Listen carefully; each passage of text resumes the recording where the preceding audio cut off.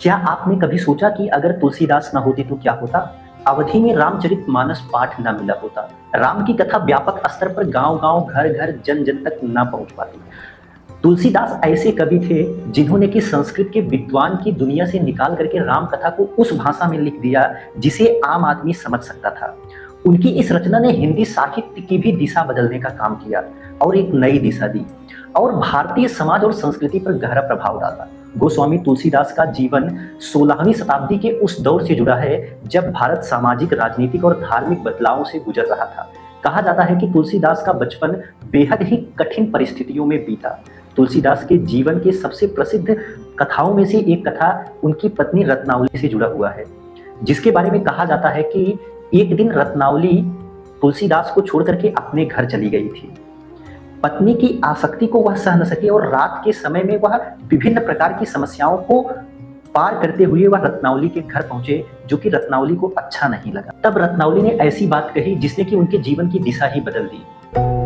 लाज ना आवती आपको, दौरे आयो हूँ साथ। धिक धिक ऐसे प्रेम को कहाँ कहूँ मैं नाथ। मेरे प्रेम को धिक्कार रही हो।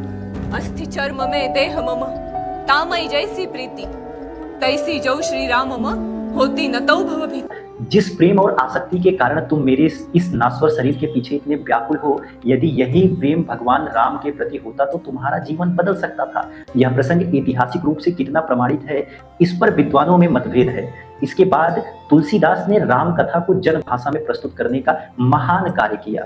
उस समय धार्मिक और दार्शनिक साहित्य का बड़ा हिस्सा संस्कृत में था। तुलसीदास ने अवधि जैसी लोक भाषा में राम कथा लिख करके साहित्य को आम जनता के और करीब पहुंचा दिया। उन्होंने कठिन दर्शन को ऐसी भाषा में व्यक्त किया जिसे कि सामान्य व्यक्ति भी सुन सके, समझ सके और व्यक्त भी कर सके।